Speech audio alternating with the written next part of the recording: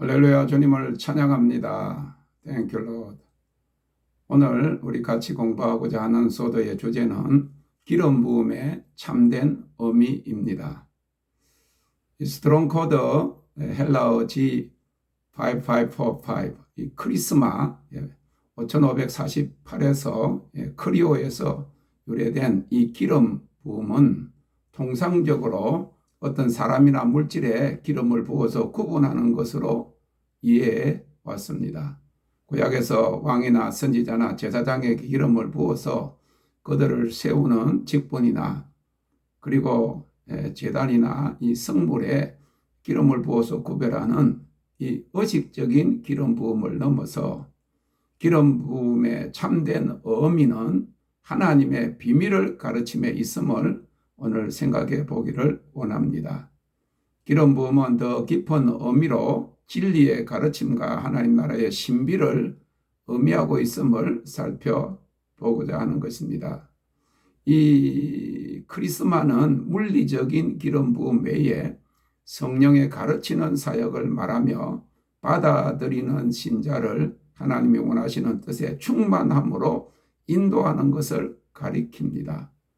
주님께서는 요한복음 14장 26절에서 하나님께서 보혜사 성령을 보내시는 목적이 가르치고 그리고 그가 가르친 것을 생각나게 하시는 것이다. 그리고 진리로 인도하는 것이라고 말씀했습니다. 성령이 진리의 영이기 때문에 진리에 대해서 가르치시는 것입니다. 여기에서 기름 부음은 하나님의 비밀, 곧 감추인 하나님의 깊은 지혜를 말하는 것입니다.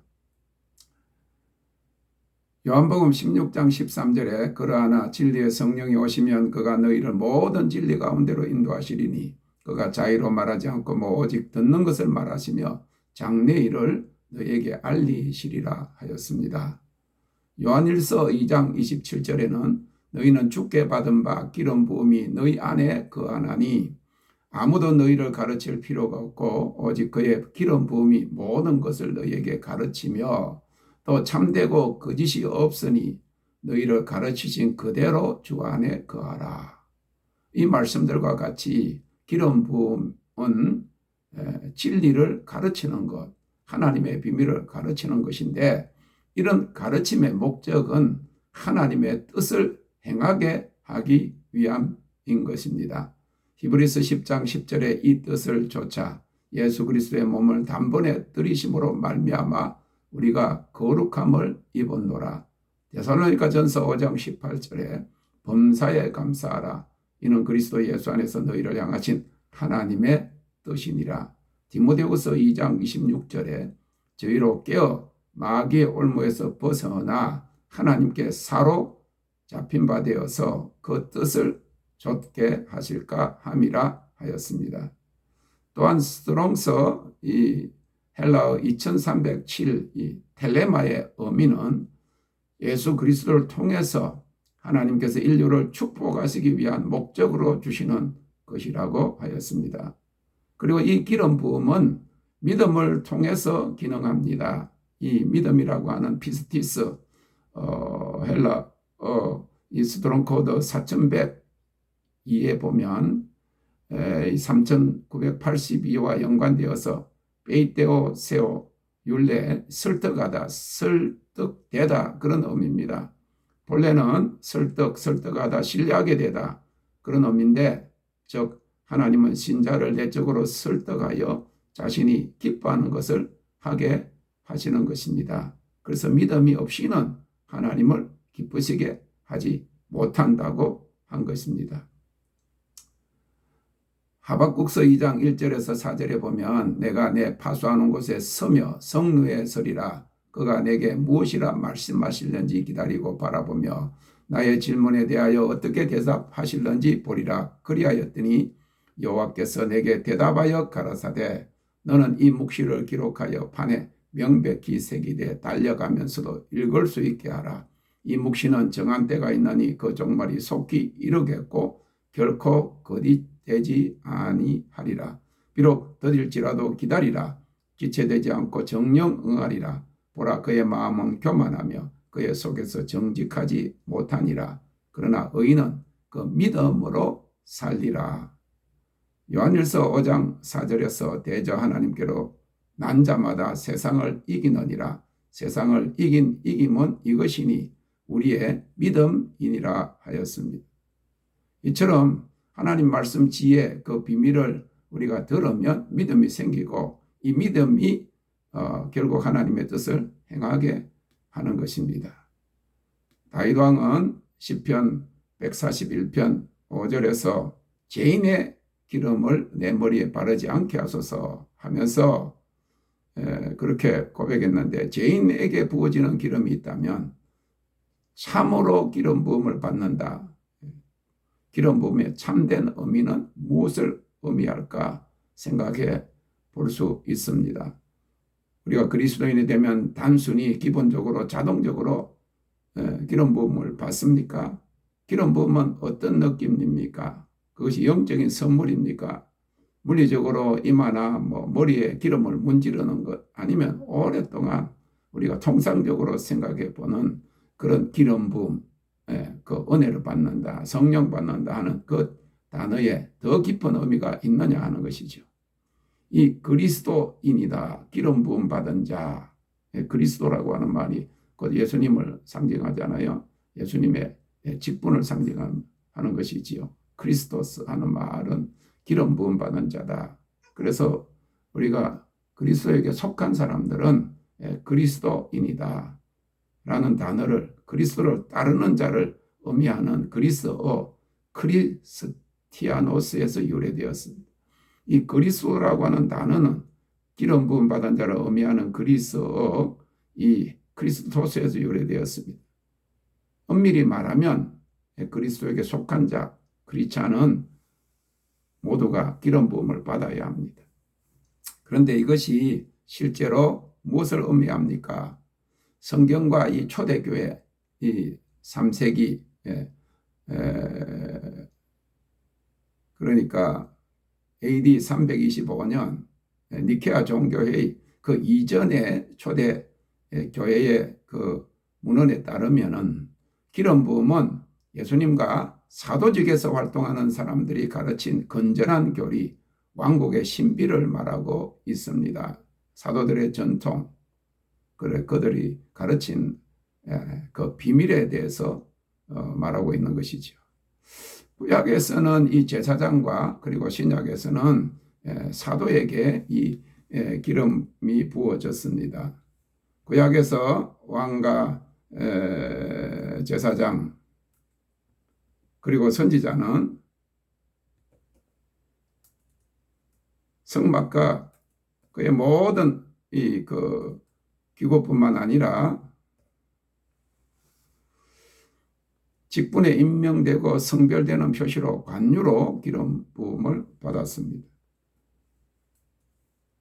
예를 들어서 모세는 대제사장 아론과 그의 아들들에게 기름을 부어서 직분을 맡겼고, 출애굽기 40장 12절 14절 그리고 레위기 8장 12절 30절 성막을 성별했습니다. 선지자 사무엘은 사울왕과 다윗 왕에게 각각 기름을 부었고, 기름 부음은 예언의 직무를 위해서 개인을 구별하기 위해서 언유적으로 사용된 것을 우리는 열왕기상 19장 16절과 시편 105편 15절에서 볼 수 있어요. 우리가 통상적으로 구약을 감춰진 신약, 신약은 드러난 구약이라고 그렇게 말을 하고 있는데, 초대교회는 성경 전체가 상징적이라고 설명했습니다. 다시 말해서 문자적이고 표면적인 그런 보다 더 깊고 신비로운 의미를 가진 그 비밀이라는 것이죠. 구약에서 행해진 물리적 기름 부음은 신약에서 우리의 대제사장이신 예수님이 성령으로 기름 부음을 받을 때 계시된 이 영적 기름 부음을 상징합니다. 사도행전 10장 36절에서 38절에 보면 만유의 주 되신 예수 그리스도로 말미암아 화평의 복음을 전하사 하나님이 이스라엘 자손에게 보내신 말씀이라 너희가 이는 이 말씀이 온 유대에 전파되고 요한이 세례를 반포한 후에 갈릴리에서 시작하여 하나님이 나사렛 예수에게 성령과 능력을 기름 붓듯 하셨음에 그가 두루 다니시며 선한 일을 행하시고 마귀에게 눌린 모든 사람을 고치셨으니 이는 하나님이 함께 하셨음이라 하였습니다. 이처럼 성령은 왕국의 비밀을 계시하십니다. 사도행전 10장 38절에 나오는 이 기름 부음이라고 하는 단어는 성령의 은사를 통해서 그리스도와 그의 복음을 섬기고 봉사하도록 기름 부음 받거나 성별된 그리스도인을 가리킵니다. 그러므로 예수님께서 기름 부음을 받으셨을 뿐만 아니라 그분을 따르는 모든 사람들도 기름 부음을 받아야 합니다. 성령은 그래서 교사요, 돕는 자시고 이 테이어의 헬라어 정의에 따르면 돕는 자는 사도들에게 복음 진리에 대한 더 깊은 지식으로 인도하기 위해서 은사를 받았습니다. 이 정의는 하나님의 말씀이 성령에 의해서 계시되어야 할 더 깊은 어떤 것, 숨겨진 것이 있음을 보여주고 있습니다. 마태복음에서 예수님은 이 더 깊은 지식을 마태복음 14장 3장 10절에 비유로 감추어진 천국의 비밀이라고 그렇게 부르셨습니다.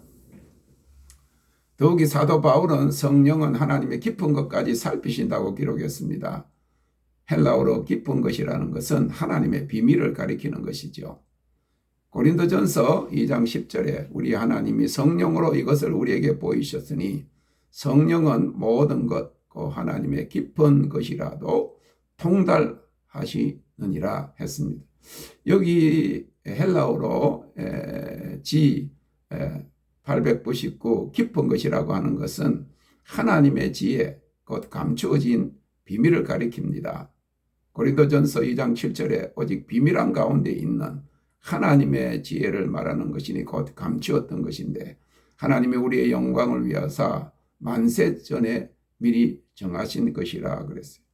그래서 이 그리스어로 헬라어로 깊은 것들 하는 그 단어는 이 스트롱스 사전에 보면 이 깊은 것 그리고 하나님의 은밀하고 계시되지 않은 목적을 의미하는 바토스로 그렇게 사용된 것을 볼 수가 있어요.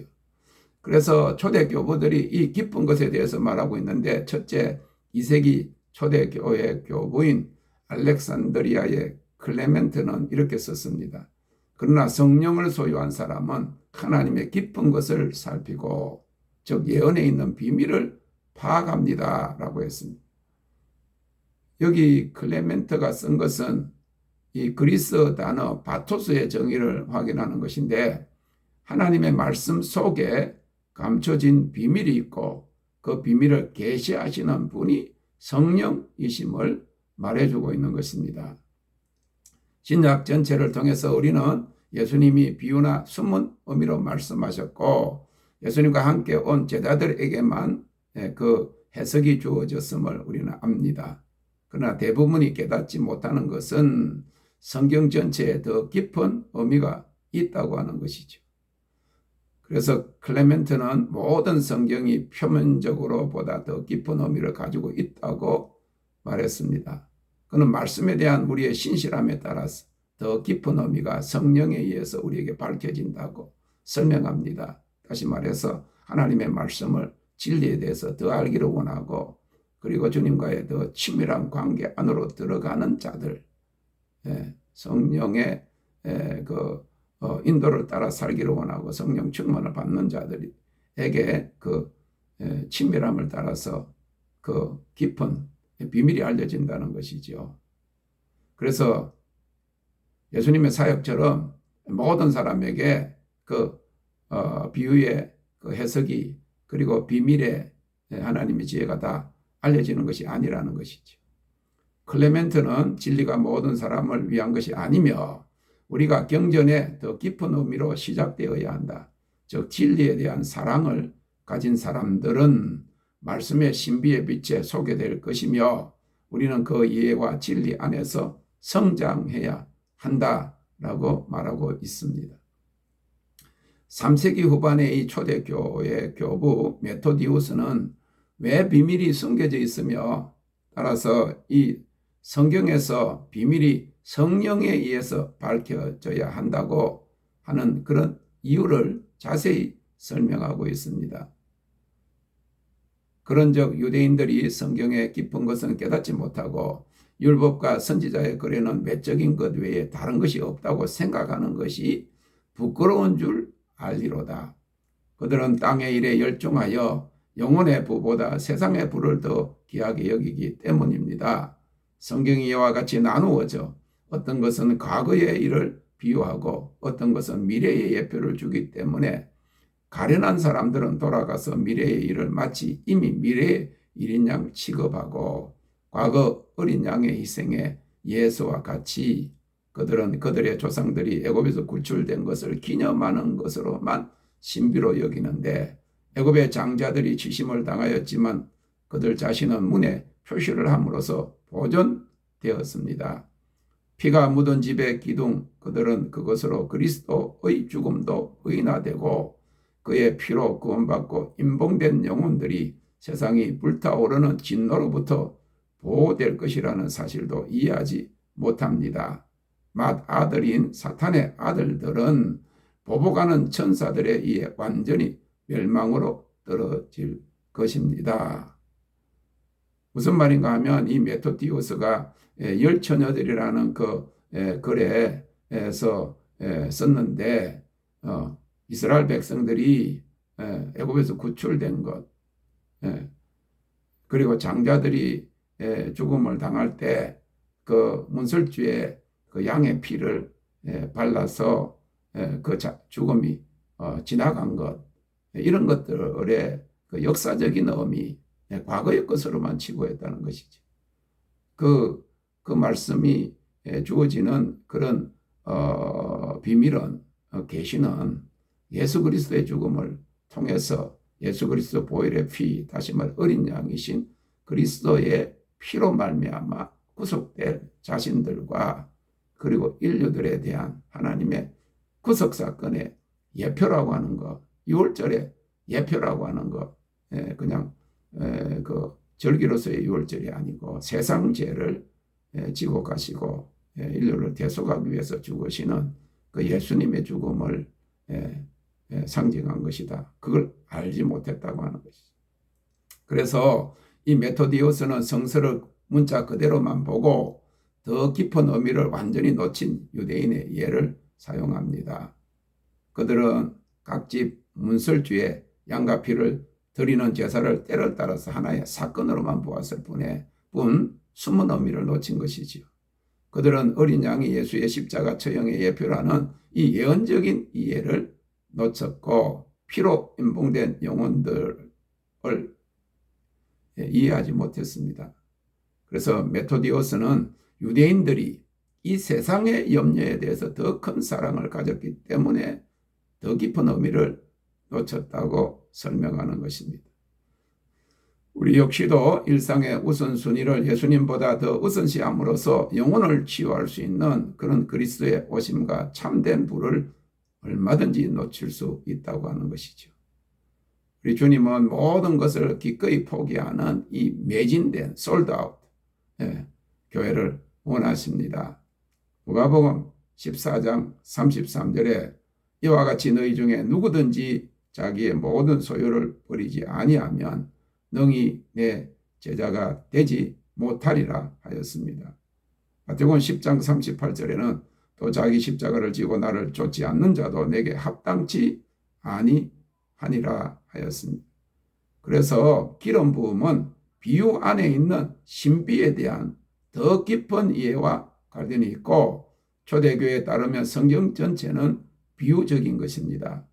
그래서 사도 요한은 요한일서 2장 20절에 그러나 너희는 거룩하신 자에게서 기름 부음을 받고 모든 것을 아느니라고 했습니다. 요한은 기름 부음의 목적이 성령으로만 계시될 수 있는 하나님의 말씀을 알기 위한 것이라고 이해했다는 것이죠. 그럼 우리가 한번 사도직을 한번 살펴봅시다. 이제 우리는 성령의 역할이 우리에게 이해력을 기름 부어지는 것을 알았습니다. 누가 기름 부음을 받았는지 한번 생각해 보아야 합니다. 그래서 우리는 모든 그리스도인, 그 명칭적으로 그리스도인은 기름 부음을 받아야 한다고 밝혔습니다. 그런데 구약의 대제사장이 없이는 기름 부음이 전수되지 못했어요. 신약의 사도 없이는 기름 부음을 받을 수가 없었습니다. 물론 하나님이 그가 기뻐하는 자에게 지금 이 시대는 기름 부음을 직접 주십니다. 그럼에도 불구하고 구약에서는 대제사장만이 기름 부을 권세를 가졌고 신약에서는 사도들에게도 같은 권한이 주어졌습니다. 그래서 이제 제사장권과 사도권이 오늘날의 교회와 어떤 관련이 있는지 우리가 알아야 합니다. 혹 많은 교회들 가운데는 사도직이 낯설 수도 있습니다. 베드로는 베드로전서 2장 9절과 2장 5절에서 이렇게 말합니다. 2장 9절에 오직 너희는 택하신 족속이요 왕같은 제사장들이요 거룩한 나라요 그의 소유된 백성이니 이는 너희를 어두운 데서 불러내어 그의 기이한 빛에 들어가게 하신 이의 아름다운 덕을 선포하게 하려 하심이라. 이 베드로전서 2장 5절에는 너희도 산돌같이 신령한 집으로 세워지고 예수 그리스도로 말미암아 하나님이 기쁘게 받으실 신령한 제사를 드릴 거룩한 제사장이 될지니라 하였습니다. 그리고 계시록 1장 6절에서 요한은 이렇게 썼습니다. 예수께서 그 아버지 하나님을 위하여 우리를 왕과 제사장으로 삼으셨으니 그에게 영광과 능력이 세세토록 있기를 원하노라. 아멘. 그러므로 우리는 이 그리스도인들이 왕같은 제사장으로 부르심을 받았다는 것을 알 수 있는데 이것은 제사장 직분, 신약 성경에 따르면 사도직이 오늘날에도 여전히 유효하다는 것을 의미하는 것이라고 볼 수 있습니다. 거룩한 사도들의 그 헌법에서 우리는 이 직무를 수행하는 사람들에 의해서 즐거움의 기름과 이해의 관료로 인치심을 받았다 그랬습니다. 그러므로 우리가 그리스도의 비밀을 이해하도록 기름 부음을 받은 것은 참 사도들로부터 전해진 하나님의 말씀의 계시를 통해서인 것입니다. 그러면 참 기름 부음과 거짓 기름 부음은 무엇입니까? 이것은 우리가 하나님의 말씀에 숨겨진 깊이를 배우지 않는다면 참으로 우리가 기름 부음을 받았는가 하는 질문을 제기합니다. 많은 사람들이 하나님 말씀을 문자적으로 표면적으로만 알고 있지만은 사도 바울에 따르면 이것은 우리에게 아무 유익이 없고 사실상 영적인 죽음을 초래합니다. 고린도전서 3장 6절에 저가 또 우리로 새 언약의 일꾼되게 만족케 하셨으니 의문으로 하지 아니하고 오직 영으로 함이니 의문은 죽이는 것이요 영은 살리는 것이니라 하였습니다. 이미 우리가 소도 1년차 문자와 영에서 공부한 바와 같이 문자적인 말씀은 자연적인 이해요. 영적 말씀은 성령으로 계시된 말씀입니다. 이 빙산의 일각인 표면적인 이해와 깊은 진리 차원의 심층적인 이해인 것이죠. 하나님의 말씀은 성령의 감동으로 기록되었기 때문에 성령의 계시를 통해서 알게 되는 영적 이해를 갖게 됩니다. 하나님의 깊은 것입니다. 고린도전서 3장 7절 8절에 돌에 서서 새긴 죽게 하는 의문의 직분도 영광이 있어 이스라엘 자손들이 모세의 얼굴에 없어질 영광을 인하여 그 얼굴을 주목하지 못하였거든 하물며 영의 직분이 더욱 영광이 있지 아니하겠느냐. 의문의 직분은 십계명으로서 심판하는 것이고 영의 직분은 살리는 하나님의 영광이 있습니다. 그래서 의로움은 하나님 말씀에 대한 바른 이해인 것입니다. 하나님의 말씀에 대한 바른 이해가 의로움을 가져다 주는 것입니다. 여기에서 문자와 영의 차이는 심판과 죽게 하는 문자, 의문과 살게 하는 말씀, 살리는 성령입니다. 우리가 배웠던 letter of the law, letter of the spirit이라고 그랬죠. 성령은 교회에 주어져 진리를 계시하십니다.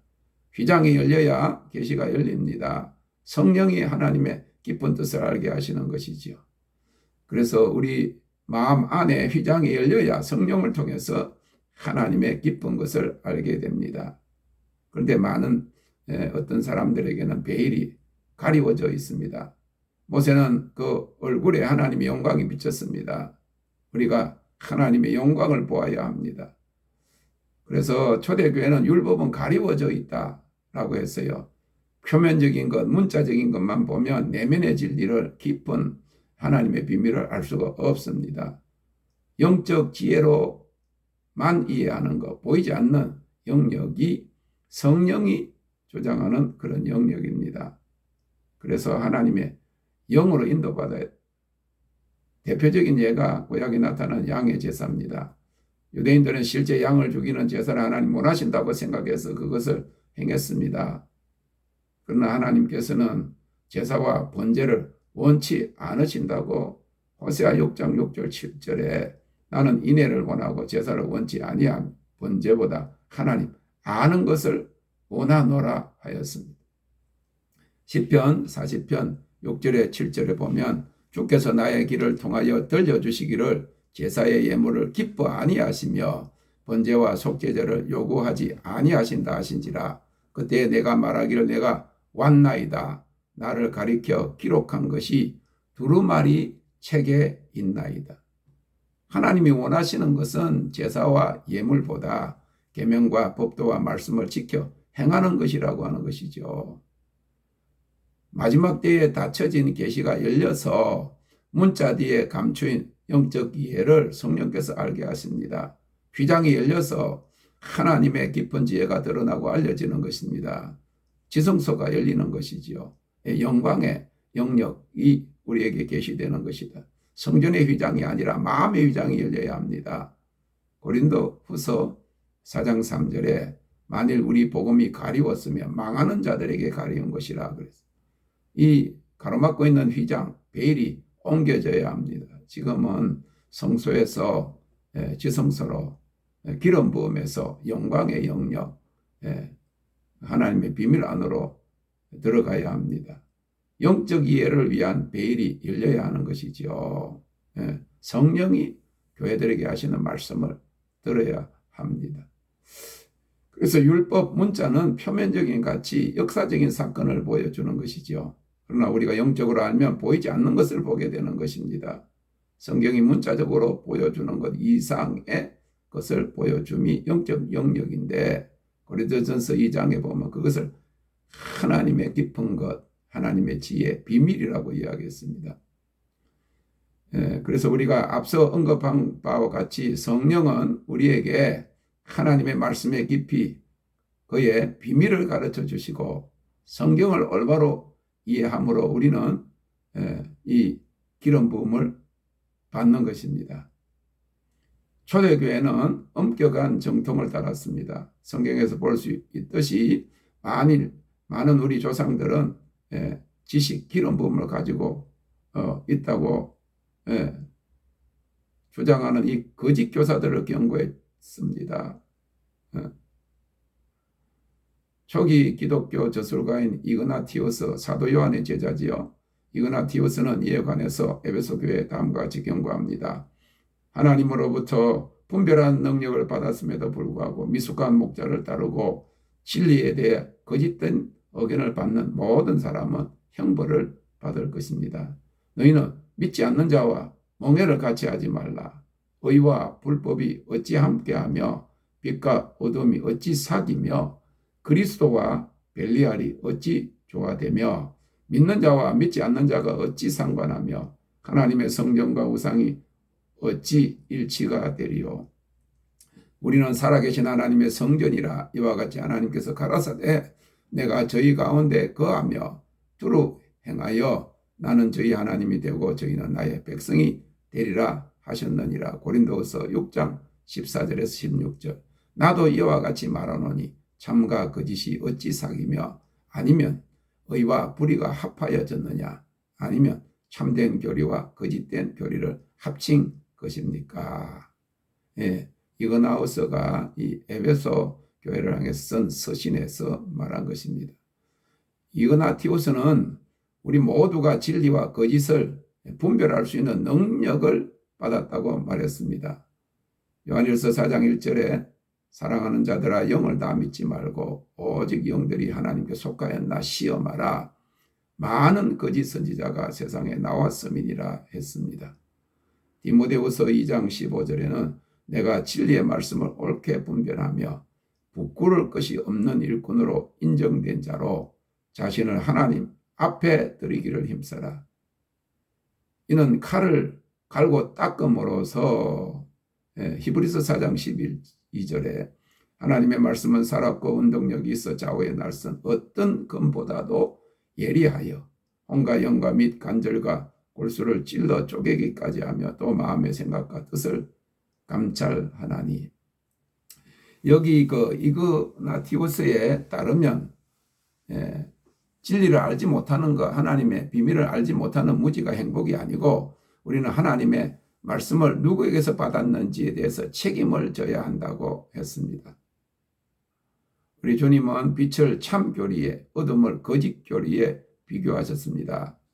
이것이 바로 예수님께서 우리에게 누가복음 11장 35절에 그러므로 내 속에 있는 빛이 어둡지 아니한가 보라고 경고하신 이유인 것입니다. 이그나티우스는 계속해서 아무도 이 세상에 교리에 악취가 나는 기름 부음을 받지 못하게 하십시오. 하나님의 거룩한 교회가 첫 여자와 같이 그의 관계에 사로잡히지 말게 하소서. 이성을 타고난 우리는 왜 현명하게 행동하지 않습니까? 우리가 그리스도에게서 받고 하나님에 관하여 판단하는 능력을 우리 안에 접붙였음에도 불구하고 어찌하여 우리가 무지에 빠집니까? 그리고 왜 우리는 우리가 받은 선물을 부지하게 인식함으로써 어리석게도 멸망하고 있습니까? 라고 했습니다. 여기에서 이그나티우스는 매우 경각심을 불러일으키는 생각을 했습니다. 신자들을 속이고 그리하여 우리를 멸망시킬 수 있는 거짓 기름 부음, 악취가 있다는 것입니다. 에베소서 5장 6절에 누구든지 헛된 말로 너희를 속이지 못하게 하라. 이를 인하여 하나님의 진노가 불순종의 아들들에게 임하나니라고 했습니다. 간단히 말해서 참된 교리는 단 하나뿐이지만 인간은 의견에 기초한 수많은 신학적인 신념을 만들어 내었다고 하는 것이죠. 그래서 그것을 고린도전서 2장 6절에는 세상에 없어질 관원의 지혜라고 그랬고 고린도전서 3장 19절에는 그것이 세상 지혜다. 하나님의 지혜가 아니라 세상 지혜라고 이야기했습니다. 그래서 요한계시록에서 예수님은 에베소 교회에게 진리로 돌아오라고 권면하시면서 그들이 얼마나 타락했는지 살펴보라고 말씀하십니다.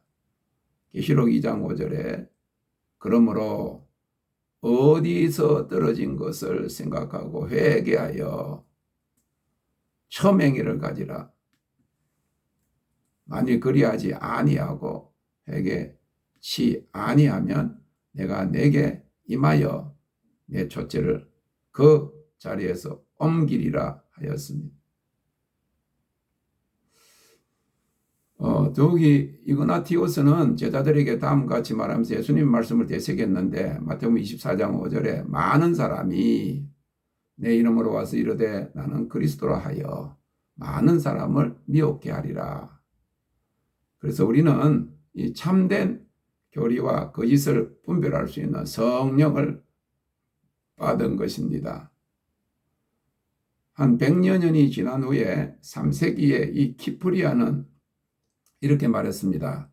그러나 우리는 성령께서 시편에 미리 경고하신 의인이 나를 칠지라도 은혜를 여기며 책망할지라도 머리에 기름같이 여겨서 머리가 이를 거절치 아니할지라. 시편 141편 5절에 라고 기록된 것을 알고 기억해야 합니다. 그리고 진리의 길에서 방황하는 사람들은 이단자들과 그리스도의 대적들에 의해 기름 부음을 받아야 합니다. 라고 했습니다. 이 이그나티우스와 같은 맥락에서 키프리아는 거짓 기름 부음, 즉 이단자 거짓 교사의 기름 부음이 있다고 분명히 말합니다. 이 사람들은 그리스도의 대적으로 간주되었고 지금도 그렇습니다. 우리가 배운 것처럼 그리스도는 기름 부음을 언급합니다. 따라서 이 그리스도의 대적은 하나님 나라의 비밀을 가르치지 않거나 이해하지 않는 사람들이라고도 볼 수 있습니다. 마태복음 13장 11절에 예수님께서 대답하여 가라사대 천국의 비밀을 아는 것이 너희에게는 허락되었으나 저희에게는 아니 되었나니라고 했습니다. 에베소서 3장 4절에 보면 이것을 읽으면 그리스도의 비밀을 내가 깨달은 것을 너희가 알 수 있으리라. 그러므로 우리는 스스로에게 간단한 질문을 던질 수 있습니다. 우리는 교회에서 하나님 말씀에 더 깊은 진리를 배우고 있는지, 우리가 사도 바울이 미리 경고한 시대에 있다는 것이 분명하기 때문인 것이죠. 디모데후서 4장 3절 4절에 보면 때가 이르리니 사람이 바른 교훈을 받지 아니하며 기가 가려워서 자기의 사욕을 조철 서성을 많이 두고 또 그 귀를 진리에서 돌이켜 허탄한 이야기를 조철이라 하였습니다. 다음으로 우리가 슬기로운 다섯 처녀와 미련한 다섯 처녀에 대해서 한번 생각해 보겠습니다.